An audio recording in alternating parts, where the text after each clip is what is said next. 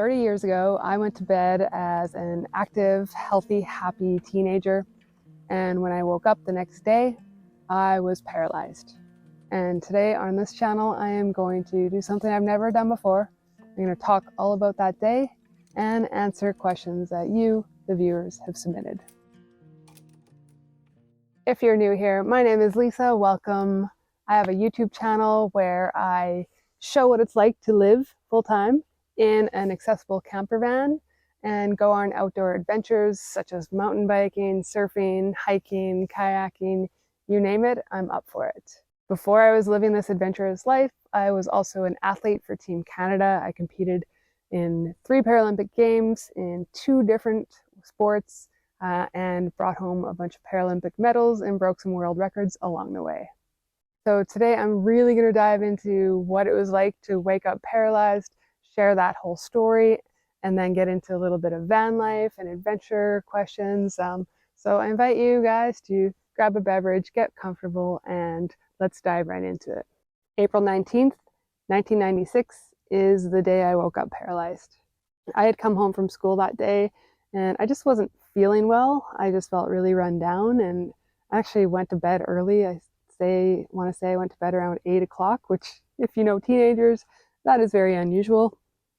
And I went to bed and early in the morning, I want to say 1 o'clock in the morning, 2 o'clock in the morning, I woke up and just could not stand to get out of bed. My legs just would not work. I was in a bedroom in the basement of our family's home, and my brothers and my parents were on the 2nd floor of the house. And so I just woke up just confused, wondering what was going on, but really stayed relatively calm. If you've seen my channel, that tracks. That's pretty accurate. I don't get really worked up about things. I'm usually pretty level-headed. In my calmness in that moment, I decided I needed to go get help, and I kind of crawled up the stairs from our basement up to the main floor. At that point, I just kind of passed out, and it wasn't until my middle brother came home from like a graveyard shift working at a sub shop. I think he came home really early or late in the night and found me on the main floor, just kind of out of it, passed out. Of course, he went and woke up my parents. They were shocked. They didn't know what was going on and immediately just decided I had to go to the hospital. I don't remember the details exactly of how I got to the car. I think my dad and maybe my mom and my brother helped carry me out to the car. But I do remember my dad just like, as he was trying to put me into the seat, tried to stand me up. And he's like, "Are you sure you can't stand?" And I just kind of, my legs collapsed and obviously could not stand on my own. When I arrived at the hospital, it was early in the morning. There wasn't a lot of staff and they had a doctor that had to be called in. I lived in a small town and yeah, it wasn't usual to have a patient come in the middle of the night. I don't remember much about the doctor's visit. I'm sure he had a lot of questions, and I do recall him doing some sort of muscle testing on my legs and did note that there was weakness there. However, it was not enough for him to be overly concerned, apparently, because he was, basically just sent me home. I don't know what he was thinking, but he kind of told my parents that nothing really looked wrong with me. I don't think, my vitals were, I don't know if he took vitals or anything, but he didn't seem too alarmed. But he told my parents to take me home and that, if things got worse, he would, I guess, call a specialist later on in the week. I remember as I was leaving the hospital, I told my parents I really had to go to the bathroom. I had to pee really badly. So with the help of the nurses, I think, and my parents, they, got me onto a toilet. And I just remember knowing I had to go, but nothing was happening. And if you know anything about spinal cord injuries, that was a major clue on what was going on with my body. So we got home from the hospital. I just got set up on the main floor on a pull-out couch, and I just spent the morning just laying in bed, sleeping. Yeah, I think I just passed out again. At one point later in that morning, my mom came to just check on me, and she noticed that I had soiled myself. Yeah, I had peed the bed, and I had no idea I had done that. And so it was probably at that point that my mom realized that something is seriously wrong. My parents put me back in the car. They called the hospital and said that we were coming back. And the hospital responded that since it's a smaller town, and this does seem pretty serious now, there's probably no point going there. And they actually told us just to drive to the bigger city, which was about 45 minutes away. So we drove and got on the highway to get to this other hospital. I do remember one thing about that drive is my mom or my dad had noticed that my body had this line down the middle of it. One side of my body was just burning hot, and the other side was freezing cold. And to this day, I still don't know what the explanation for that would have been. When we arrived at the hospital that told us to go there had not called ahead, and they were not expecting us. So we had to go through the whole admittance fiasco again. And I just remember it taking a really long time for them to, admit me and get all the questions done again. And then I just sat in a room, laid down in a room. I was on a stretcher, on a bed. And I just laid in that room. I don't know how many hours passed, but they ran tests. They did a lot of tests, x-rays, I believe, and then either a CAT scan or an MRI. As I was just lying there for hours, the paralysis that I had, the loss of movement, started moving up my body. So my legs were not working at all, but then I started losing movement like in my abs and upper body. And then I started losing movement in my arms and hands. And then I just remember at one point, I was just on my own for a really long time. My parents weren't in the room with me. And I think at that point, the doctors had realized what was happening with me. They had taken my parents aside to talk to them about what was happening. And so what had happened? Apparently a neurosurgeon was walking out of surgery, and he saw scans, I think the MRI up like on the screen, and he looked at it and he said, I know what that is. And he said, your daughter needs an emergency operation right now. I'm so forever grateful that doctor was there and that he happened to see those scans and didn't just leave, to go home after he had been done, because what I had was very, very rare. And the fact that he recognized it was amazing. He saved my life, no doubt about that. So the doctor had diagnosed me with something called an arteriovenous malformation, or AVM for short. And what they explained to us is that there had been a cluster of blood vessels in my neck and had probably been there since birth. We didn't know about it. It just didn't form properly. And that day, something, pressure built up in this cluster of blood vessels and it burst. And that bleeding of these blood vessels was causing damage to my spinal cord. And that was causing paralysis and loss of feeling. This mass that I had in my neck was located from C5 to T1. That is where all the damage was happening to my spinal cord. And that explains why I had lost movement in my legs and upper body, because the nerves in my spinal cord were just getting damaged and dying off. This was an incredibly rare thing, apparently.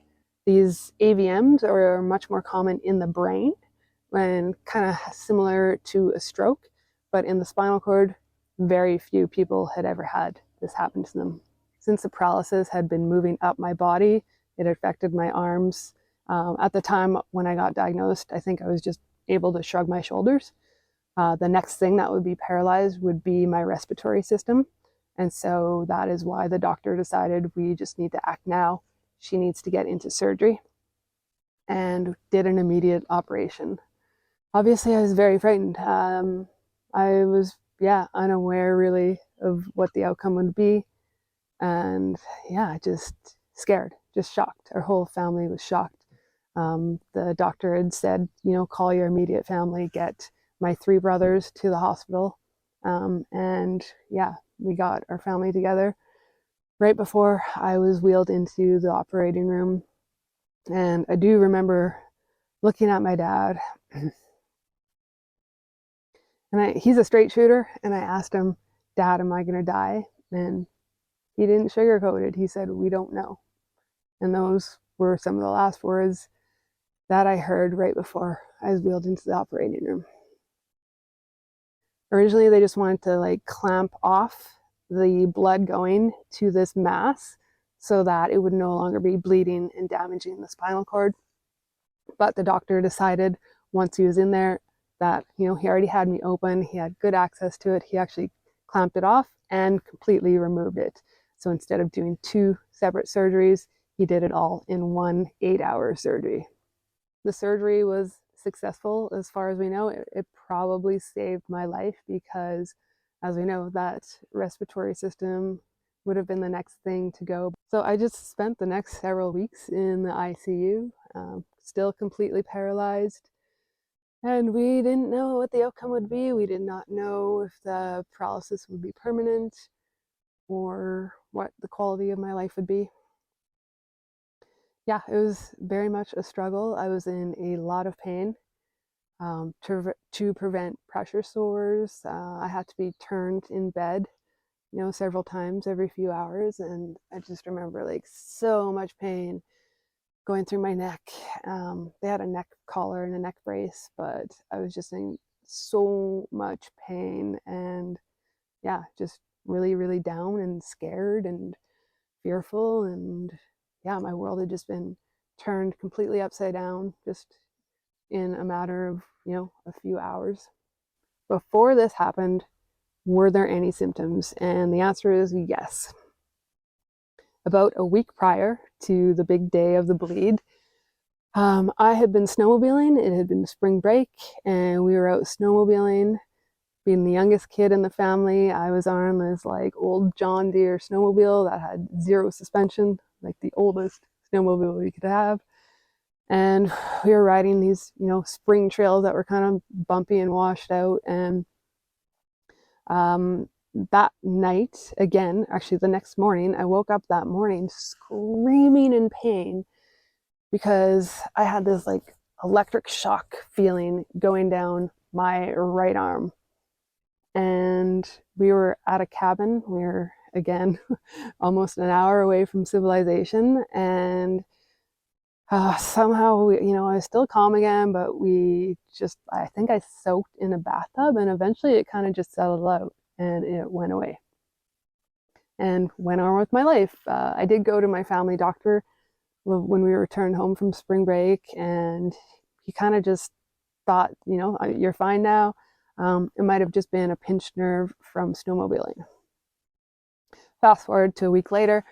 The day before I woke up paralyzed, I had been at school and I was jumping on the trampoline in gym class. And again, I had this electric feeling going down my right arm. It wasn't as strong as the week earlier, but it was just this shock feeling. And I stopped and I just sat out of gym class, which, if anyone knows me, that is completely abnormal. So those were the only real symptoms until the major bleed of having anything wrong with me. Probably maybe a week or 2 after the surgery, I was still in the ICU, and my legs started to twitch, and everyone got so excited. We were like, oh, the signs of life in her legs. And I was excited, but I was also confused because I knew that it wasn't me moving my legs. And those were the first spasms that I had in my legs. Doctors and nurses were really stunned because spasms don't usually happen that quickly.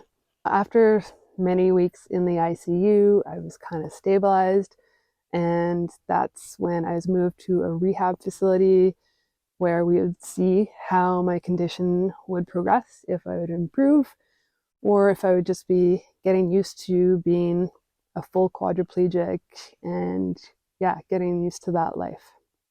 I was put into an intensive rehab program with occupational therapy to, try and work on just daily tasks, things that, I have to do in life, and physiotherapy. And I had the best physiotherapist anyone could ask for. And yeah, just, a couple hours a day, I would just be hauled out to do these therapies. And slowly and surely, after the major swelling and pain of the surgery started to go down, I started to get some feeling and some movement back in my upper body. So we kind of just took it day by day to see what function I was getting back and try to get, what I did have coming back and try to strengthen it. And slowly, surely, over the months, I did start getting movement back in my arms and in my hands. And yeah, by the end of summer, so end of August, I was, doing things like feeding myself, brushing my hair, and slowly dressing myself. I wouldn't say I was independent, but I could at least get my shirt on and stuff like that. Was working on the pants and the shoes and the socks, which of course was slow and frustrating. I had to relearn how to do everything. That's how my recovery went. Just months and months and months and months of waiting for things to come back, strengthening that, and then learning how to move with, the function that I had. So yeah, while in the hospital, I was very, very down, understandably. I just remember not having any confidence, not having energy, not having any appetite. I thought my life was over. I thought my world was over. And I remember them we had a great cafeteria at the rehab center, like salad bar. You could get burgers and fries and stuff like that. And I just didn't care. I didn't have an appetite. I was just kind of quiet and reclusive and couldn't make eye contact with anyone. I just didn't have confidence. My whole world had been shaken. I was just, yeah, down as you can be. I look back now and I see other people that are newly injured and they're so positive, and that was not the case at all for me. Yeah, my mental health struggled. I can't even really remember what thoughts I had. I just remember that I was just withdrawn and quiet, so quiet.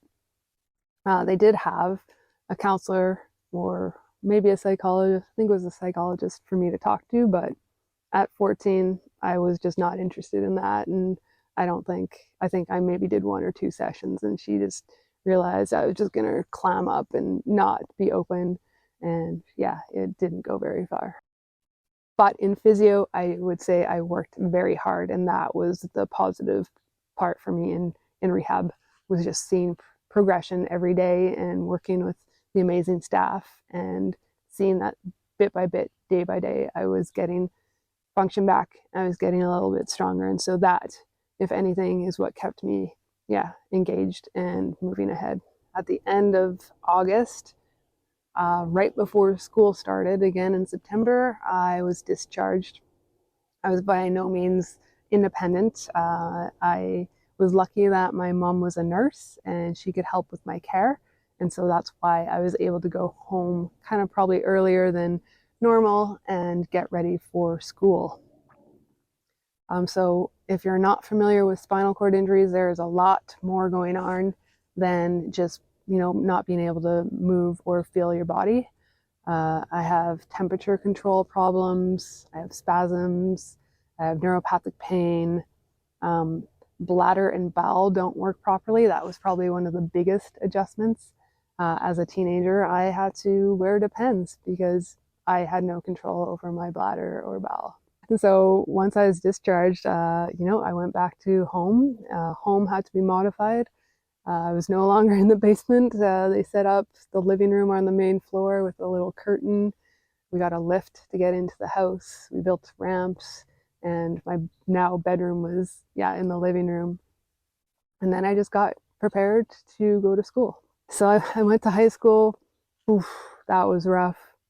That was so rough. Like I said, I had zero confidence. I also had to go to a different high school than I had planned in grade 8 because the one I wanted to go to was not wheelchair accessible. So I went to a different school where I only knew 2 people, and I was not only adjusting to life as a wheelchair user, but yeah, now a new school. And thankfully, I am a student, and I just kind of put myself into studying and just trying to be the best student I could be. So high school kind of just, it started out really slow, but as I got more function back, as I got stronger, I got just more adjusted to life as a wheelchair user. Things got better. I just got stronger. I got more movement to the point where a year later, I started doing sports, and that was a huge, huge thing for my life. I started doing wheelchair rugby and then wheelchair racing, and I ended up getting very, very involved in that, and went on to eventually, after grade 12, compete at my first Paralympic Games in wheelchair racing. I've done a whole video about that side of my life. I will link it in the description if you want to go look at that video. So that's the whole story of how I became paralyzed and went to rehab. After high school, I pretty much spent the next 10 years balancing traveling as a full-time athlete, and I balanced that with my engineering either in school or eventually later as a full-time mechanical engineer in buildings engineering. And then my life got flipped up again when I took a hard fall on the basketball court and injured my shoulder, needed surgery. Ended up having 4 surgeries on that shoulder. It just had complication after complication, and I ended up in chronic pain. And then that fed anxiety and depression, and I lived like that for 7 years, just not even leaving my apartment, just, a shell of the person that I had been. Thankfully, I did turn a corner, and in 2017, after my 4th shoulder surgery that had been spread out, I did a lot of mental work on chronic pain, and that helped me get back to a life. Definitely still have a lot of pain, and it takes a lot of work to manage that. But I, got back to being able to do things and, have a semblance of quality of life. And then I discovered Vanlife, and for the past 5 years, I've been living in this camper van, and it's helped me manage my chronic pain, but also give me good access to be able to do things in life, which I'll talk more about with your questions. So might as well get into the questions that you guys have submitted and start answering some of those.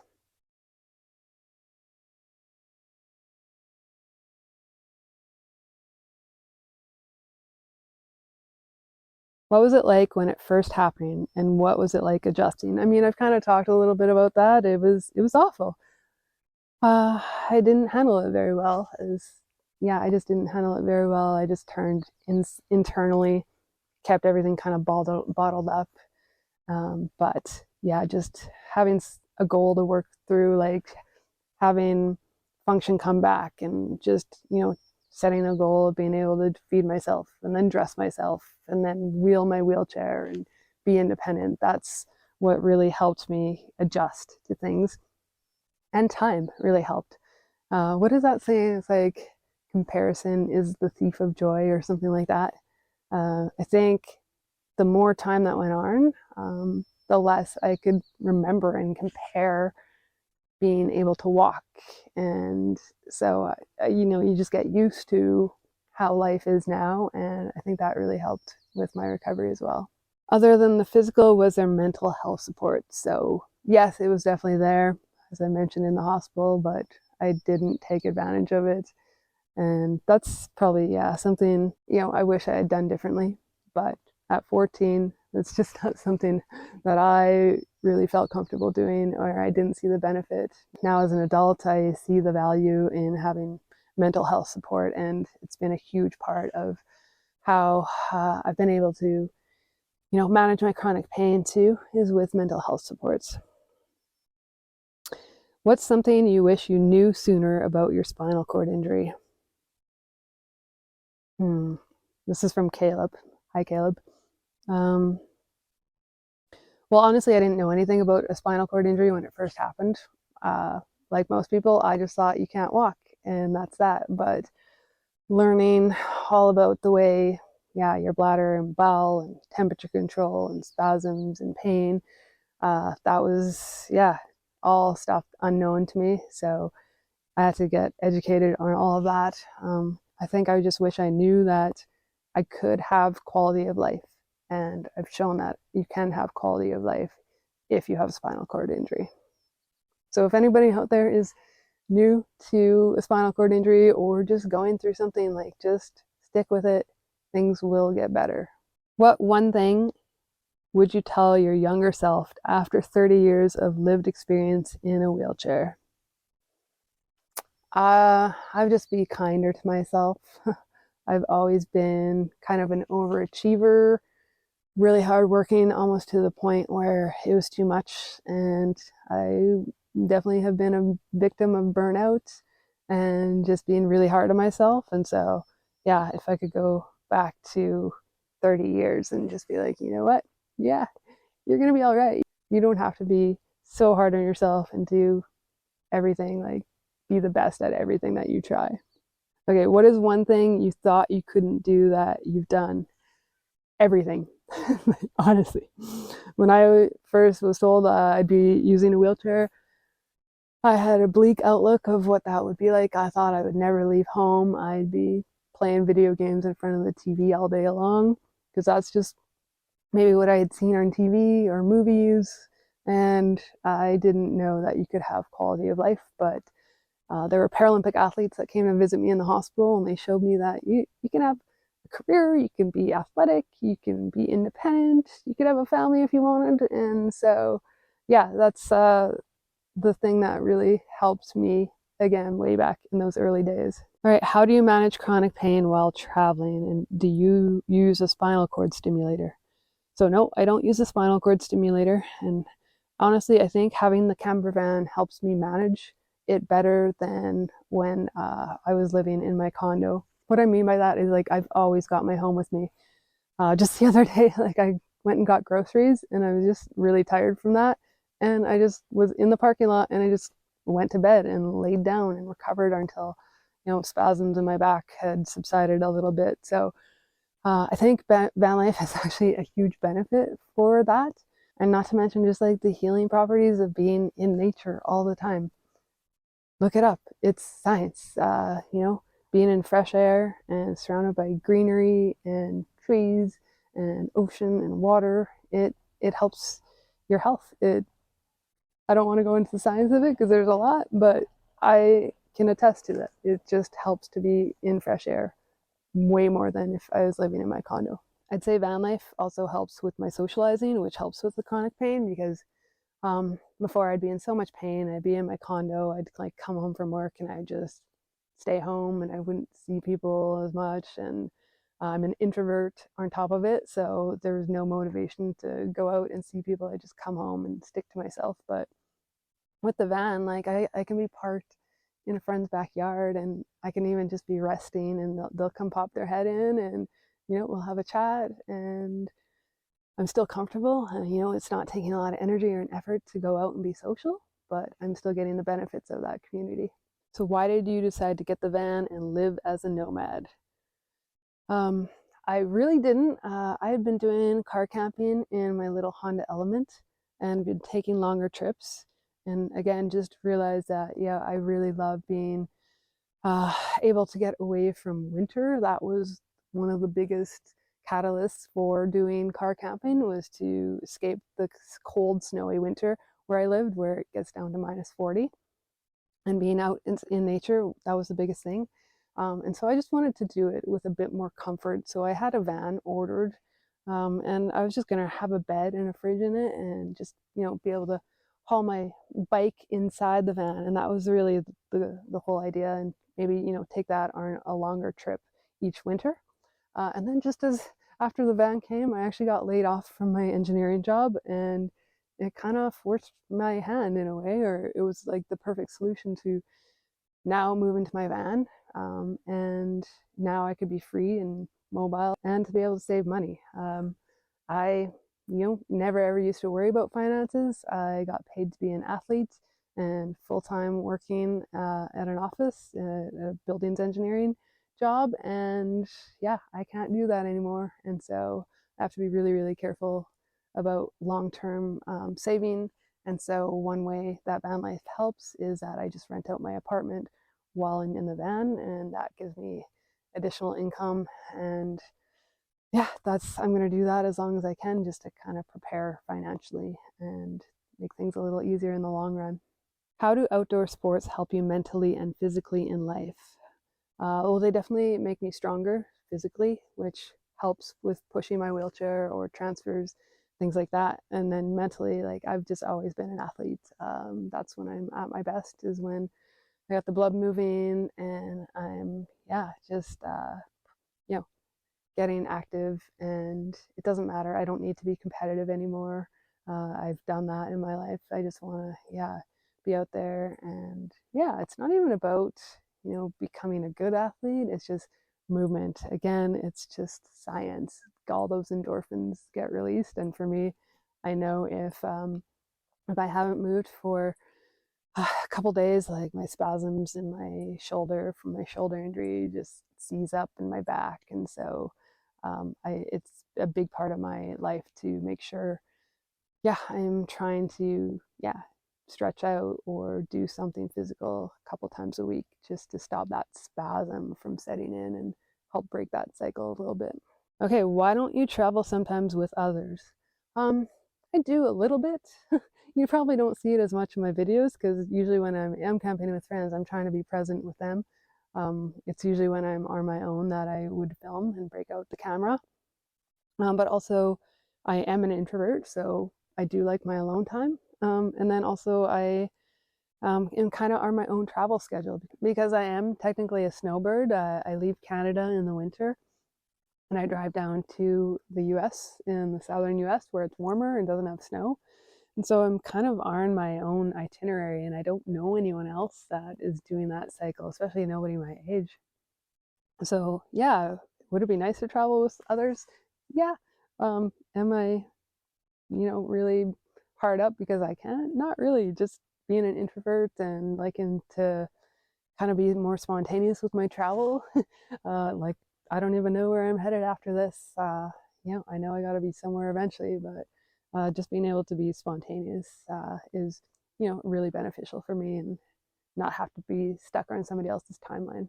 And so that leads into the next question. A lot of questions are asking, why there isn't a Mr. Franks. I like the fact that they think that if I was married, they would take my last name, or why I'm single. And the truth is, like, I'm very open to meeting somebody and having a life partner. I just haven't met the right person. I've been single for quite a few years now. Vanlife does make it a little bit harder, just because I'm not always in one place for long enough to really get to know somebody well. But if somebody did really complement my life and enhance my life, and I can do that same for them, I would happily not settle down, but enter more of a partnership. As far as kids, I've kind of I'm getting too old for that, and dealing with my pain, there's just no way I would have the energy for kids. At some point in my life I thought I would, but it's just not a possibility for me anymore. Can you educate us about how to assist someone without treating them like they are incapable? Yeah, that is a tough one. And she's talking about in my last video, where somebody just kind of walked by me and didn't offer any help at all. And that kind of bugged her. It sounded like I would just recommend maybe sitting back and assessing the situation a little bit before you just try to like jump in and help somebody that has a disability. Maybe take a beat just a little bit longer and see if they actually do need help.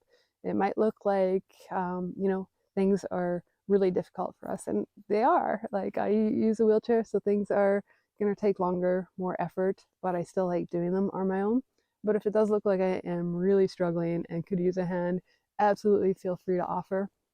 But then listen to the response. I used to have people come up to me as I was pulling my wheelchair into my little SUV, and they'd insist on helping me, and they'd like take over, and then it would mess up putting my wheelchair in the right way. And so yeah, just just be considerate and hands off. I'd also say keep your hands off.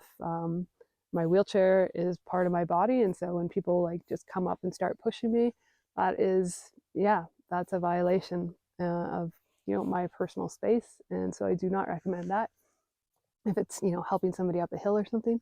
But just again, just sit back, observe, and offer help if they need it, but also, yeah, recognize that people with disabilities are pretty capable, and we've probably got this figured out. It just might look a little different to you or harder, and that's okay. What was the most memorable moment of triumph in the Paralympic Games? Definitely, yeah, the very first gold medal that I won in Sydney, Australia at those Paralympics. I just came across that finish line. It was just pumped my fist because 4 years earlier, I had been paralyzed. From the time I was in the hospital to the time I was on the podium was just over 4 years. So I had an amazing, jump start to my athletic career.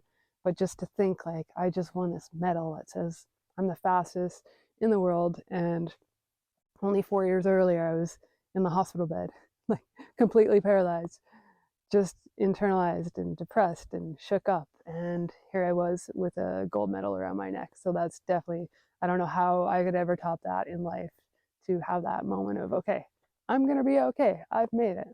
Okay, you're such a driven person, but even the most driven and motivated always have moments where they get close to quitting. Did you ever get close to getting so discouraged that you wanted to give up? If so, what was that moment and how did you overcome it? I wouldn't say I ever wanted to give up. Yeah, those first weeks in the hospital were just full of uncertainty. But once I started to get movement back, and I could see, yeah, every day was getting better and better and better. Certainly, I would get discouraged because things were so much harder, but I could also see that as days went on, I could make a life. Even I could make a life out of this situation, and it might not be what I had expected, but I think that's being able to adapt to my new circumstances has been what has helped me overcome all of those feelings of frustration. And yeah, just that's probably been my biggest strength, is my ability to accept my situation and live with it and find ways to make it meaningful and have a good quality of life with what I have. What change would you do to your van to make it more friendly for you? Honestly, I put so much thought in my van as it before it was built, as I was waiting for it to arrive, that I love the layout of my van. The only thing I would change is a couple of the additions I've done. So since the original build, I've added a water heater tank and a diesel heater. And so if I have those tanks in kind of awkward spots, because I, yeah, could only put it where I could. And so I think, yeah, if I were to do a whole new build, I would have the water tank and the diesel tank in a better position, kind of in the back in the garage, not in the somewhat of the living area. My, under the cabinets is where they are right now. So like they kind of look funny, and that's the only thing I'd really change. I'm so happy with how my van build has worked for me. Are you content with where your life is now? I would say yes. I think, just like I was talking about earlier, my ability to adapt to my situation with chronic pain has, I'm doing the best that I can with the circumstances that I have. And so, yeah, I am pretty content with it at this moment. How long did it take you to move on and conquer life again? I would say it took a good 3 years, yeah, to like really accept that I will never walk again, and I have accepted that. And just to see that, yeah, I could have a good quality of life as a wheelchair user. Will you ever do fan meet and greets? Um, Never thought of that. don't feel like I have a fan base. It still blows my mind that people want to watch my videos and engage in them because, yeah, I'm awkward and I'm a dork and I don't have like the most energetic on-screen presence. So maybe I've never really thought about it. I have met some people that watch my YouTube videos out in the wild in the last year, and I think it's really neat to just engage with them and hear their stories. And yeah, I think it's wild that people actually watch these videos. So thank you. What other activities and sports would you like to try or are you planning to pursue? I'm open to anything. I feel like I don't have much on my radar. Maybe some backcountry camping, like taking my kayak or my mountain bike and going away from the van and spending a night even more unplugged. I think that's something that I'm really interested in and hoping I can do this summer. But I'm always open to things, but I don't have much else planned as far as activities to pursue. As an advocate for more equal spaces, what progress have you seen in technology, the built environment, or legislation that could reduce some of the barriers faced by people with reduced mobility? I have definitely seen an advance in the quality of just adaptive devices like my wheelchair, or I have a motorized attachment that goes on my wheelchair, my mountain bike. Just people have figured out how to move around the world a little bit easier, and especially in outdoor spaces. The downside is that it always comes with a cost. So yeah, it's just I'm thankful that equipment is out there, and I've seen major strides in that. But yeah, it's too bad it comes at such a price tag.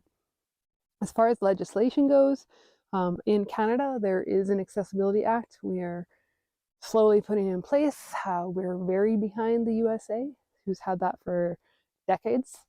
So I think that is certainly going to help in communities. I think still, though, our major cities are doing pretty good in Canada as far as accessibility. Nowhere is perfect, but it's those smaller rural communities that really could, yeah, definitely step up their game a little bit. Same kind of question: what country is better for handicapped access, the USA or Canada? I would say the USA, but it does vary by region, and I definitely stick to the West Coast because of the accessibility, and I feel like they are more progressive in that. Like I said, Canada is still working on getting similar to an ADA, and it's going to take years, probably decades, to see us catch up to some of the regions in the US that are doing well with the ADA. What is one regret that you have? I don't know if it's a regret, but the doctor that didn't really take my condition seriously when I first went to the emergency room that, middle of the night, we definitely could have pursued legal action against that person. Our family looked into pursuing legal action and a lawsuit, and we had a very good case just because of the amount of time that had elapsed from the time I went to the ER originally to the time we went back. My condition really deteriorated over those hours that I sat at home. And it was left up to me whether we pursue that. I only had maybe a year or two to decide. And as a young kid, I remember the lawyer sitting me down and being like, this could go on for years and years and years of your life and cause stress for your family. Yes, you could probably benefit financially, and that could be a good thing. We also had to bring action against the doctor that saved my life, and the family doctor that originally told me I had a pinched nerve, possibly. And I didn't think that was fair or right, because it wasn't something that I wanted to pursue, and I didn't want to put my family through stress for years of legal fees and stress like that. And so I didn't pursue anything. I think now in my situation, just realizing the cost of having a disability in this world, I don't know if I regret not pursuing that, but it would have been nice maybe to have a financial cushion. But then again, my life might have been very different because I might not have pursued sports and engineering and things like that. So it's really hard to say. I do have some hardships in life, but I am content with where I am. And so I don't know if I'd really want to change any of it. To your family, your parents and siblings and friends, how do they put up with your lifestyle of living on the road? Do they worry about you? I know as a mom, I'd be very worried, and yeah, they do. They definitely do, but I think they just trust that I have good instincts, and you know, I'm not gonna go intentionally put myself in harm's way, and that I do take precautions. And I think in this life you have to consider what risk you're willing to take. And yeah, I think just the benefits that I get from van life far outweigh the risks, and I do accept that there are risks. And but my family is supportive. They see the benefits that van life has had in my life, and although they do worry, and they do support me. And certainly if I haven't, you know, posted on social media for a few days, I do get, you know, kind of the calls or the texts being like, hey, are you okay? Just checking in on you. All right, and the last final question, what's next? You know what? I've talked about the two big things in my life, my spinal cord injury and my chronic pain. Those things have taught me that you can't plan. So I've kind of just given that up.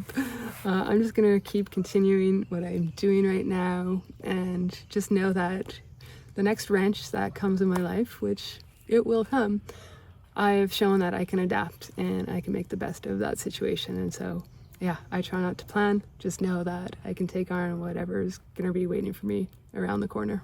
All right, that's all I have for questions from you guys. Thank you so much for submitting them.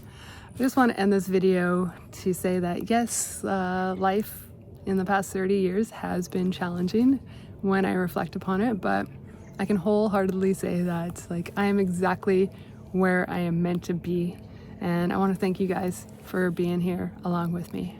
Feel free to like and comment and hype this video, that really helps. But do me a favor, only subscribe if you're actually going to watch my van life videos. If you subscribe and then never watch anything else, you kind of mess with my algorithm. So I'd appreciate it if you want to subscribe and know you're going to stick with me on this channel. My next video will likely be an outdoor adventure or travel video, so hopefully you guys stick around for that. Until then, you know the drill. Keep it wheel, everyone. See you in the next one.